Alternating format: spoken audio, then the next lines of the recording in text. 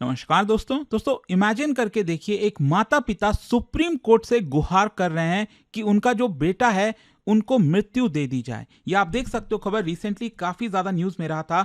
India allows first passive euthanasia, supreme court ruling for Harish Rana. इसको हम detail से समझेंगे कि ये पर्टिकुलर केस है क्या, and it is not just about this case, क्योंकि इसकी वजह से यहां से एक प्रेसिडेंट सेट हो जाएगा कि आगे चलकर भारत के अंदर जो पैसिव यूथनेशिया है, क्या उसको अलाउ करना चाहिए, नहीं करना चाहिए, डिफरेंस क्या होता है एक्टिव और पैसिव में, वो सब कुछ मैं आपको डिटेल से बताऊंगा। चलिए शुरुआत करते हैं। देखिए, सबसे पहले इस केस के बारे में देख लेते हैं, हरीश राणा केस। हरीश राणा बेसिकली गाजियाबाद के रहने वाला था और उसको सीवियर हेड इंजरी हुआ था 2013 में।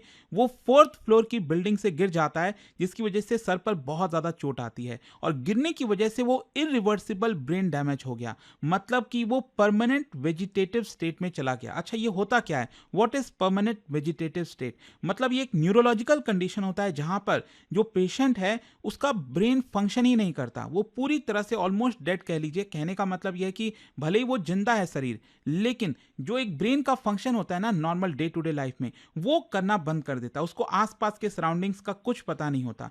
जो पेशेंट है वो कम्युनिकेट नहीं कर पाता किसी दूसरे पर्सन के साथ। यहाँ पर जो बेसिक बायोलॉजिकल फंक्शन है, ब्रीथिंग, हार्ट बीट, ये सब तो कंटिन्यू है, लेकिन जो एक और सारी जो चीजें होती हैं वो ब्रेन नहीं कर पाता है। उसी पर्टिकुलर कंडीशन को परमानेंट वेजिटेटिव स्टेट कहा जाता है। और हरीश राणा के केस में क्या हुआ कि यहाँ पर वो उसके जो पूरे लिम्स थे वो पैरालाइज हो गए।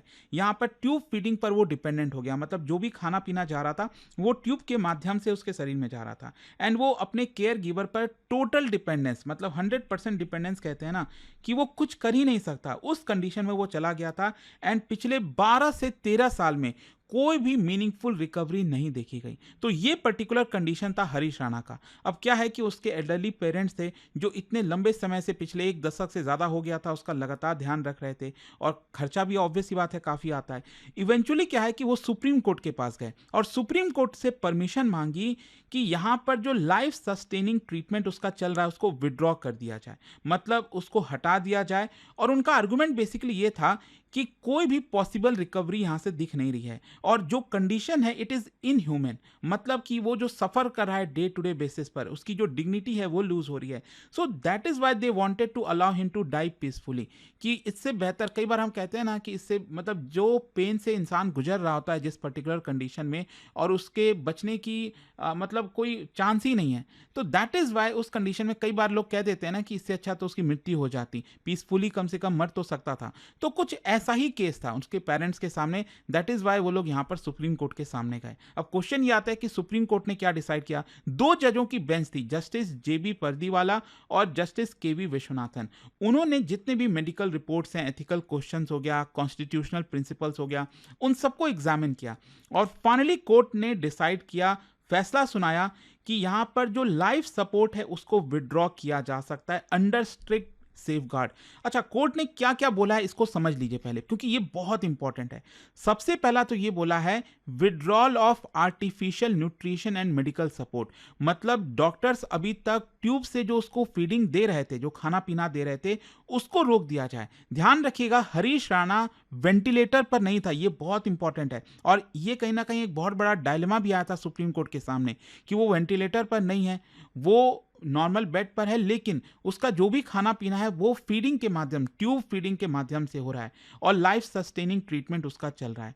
तो यहां पर सुप्रीम कोर्ट ने यह कहा कि हम उसको जबरदस्ती नहीं मार रहे हैं, आप उस पर्सन को कोई मेडिसिन नहीं दे रहे हो, मतलब आप उसको एक्टिवली नहीं मार रहे हो, आप बस क्या कर रहे हो कि जो उसको अभी सपोर्ट मिला हुआ है ट्यूब फीडिंग वगैरह का, उसको आप विड्रॉ कर रहे हो। ये यहां पर सुप्रीम कोर्ट ने अलाउ किया और मेडिकल बोर्ड के प्रॉपर सुपरविजन में होगा। ये जो पूरा प्रोसेस है वो पैनल ऑफ डॉक्टर्स और जो हॉस्पिटल अथॉरिटीज हैं उनके सुपरविजन में किया जाएगा। साथ ही साथ पैलिएटिव केयर होगा। पैलिएटिव केयर का मतलब होता है कि जैसे मान लो अगर पर्सन की मृत्यु हो रही होगी, ठीक है, तो हो सकता है उसको बहुत पेन हो रहा हो, फीडिंग आप नहीं करा रहे हो तो मे भी शायद बहुत ज़्यादा पेन से गुजरे, तो उसको वो पेन ना हो इसके लिए यहाँ पर कुछ रिलीफ वगैरह के लिए कोई ड्रग्स देना हो, कोई भी चीज़ अगर देनी हो वो दिया जा सकता है, मतलब उसको पेन ना हो, मरते समय दुख ना हो, ये इंपॉर्टेंट है। और लीगल डॉक्यूमेंटेशन होना चाहिए, जो पूरा प्रोसेस है वो प्रॉपर पैसिव यूथेनेशिया जो गाइडलाइंस है उसके तहत होना चाहिए। तो प्रॉब्ली आप कह सकते हो it was first real life implementation of passive euthanasia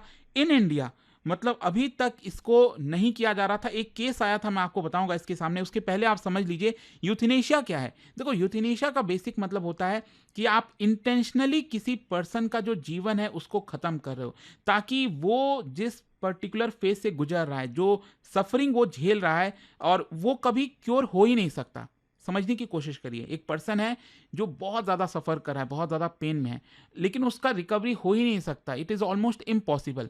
तो इन दैट केस जब आप उस पर्सन को मरने देते हो, मृत्यु देते हो, उसको हम कहते हैं यूथेनेशिया। और ये ग्रीक वर्ड है, यू का मतलब है गुड और थैनाटोस का मतलब है डेथ, तो इसका मतलब होता है गुड डेथ। तो यूथेनेशिया को आप कह सकते हैं अच्छी मृत्यु जिसको कहा जाता है। सो टाइप की अगर हम बात करें तो दो होते हैं, एक होता है पैसिव और दूसरा होता है एक्टिव। तो जो पैसिव यूथेनेशिया होता है उसके अंदर जो पेशेंट्स को मेडिकल ट्रीटमेंट दिया जा रहा है, आप उसको बस विड्रॉ कर रहे हो, आप उसको जबरदस्ती नहीं मार रहे हो। ये मेन डिफरेंस है। जैसे कि मान लो पेशेंट वेंटिलेटर सपोर्ट पर है, तो उसका वेंटिलेटर सपोर्ट आपने हटा दिया, आप जो आर्टिफिशियल फीडिंग कर रहे हो आपने वो हटा दिया, जो लाइफ प्रोलॉन्गिंग जो ड्रग्स उसको दिया जा रहा है जिंदा रहने के लिए आपने वो हटा दिया।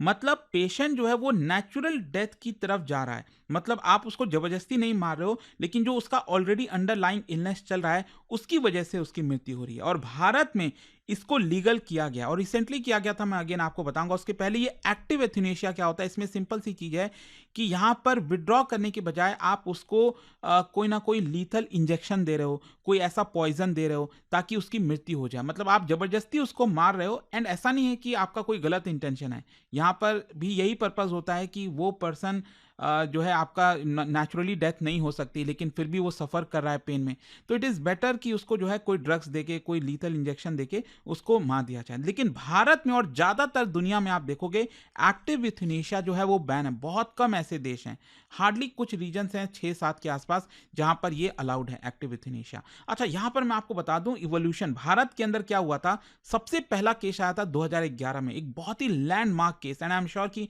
आप सभी ने इसके बारे में पढ़ा होगा। अरुणा शॉनबॉक केस आया था।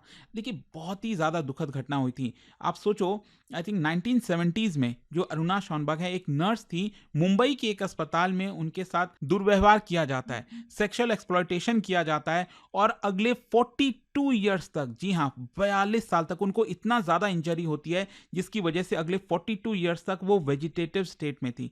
तो अल्टीमेटली अरुणा शॉनबॉक का केस सुप्रीम कोर्ट में आया, काफ़ी लंबा चला, और फाइनली सुप्रीम कोर्ट ने पैसिव यूथनेशिया के लिए अलाउ कर दिया अंडर कोर्ट अप्रूवल। लेकिन ध्यान रखिएगा, ये बहुत ही कहते हैं ना एक्सेप्शन जो केस था उसमें ये किया गया। अभी तक यहाँ पर अलाउड नहीं था, ये चीज़ लीगली अलाउड नहीं था। लेकिन जो अरुणा शॉनबॉक का केस था ना, इसको देखते हुए एक बहुत ही अलग डिसीजन यहाँ पर सुप्रीम कोर्ट ने फाइनली लिया और एक एक्सेप्शन क्रिएट किया। लेकिन फाइनली आप कह सकते हो इसकी जो लीगैलिटी है वो 2018 में तय हुई।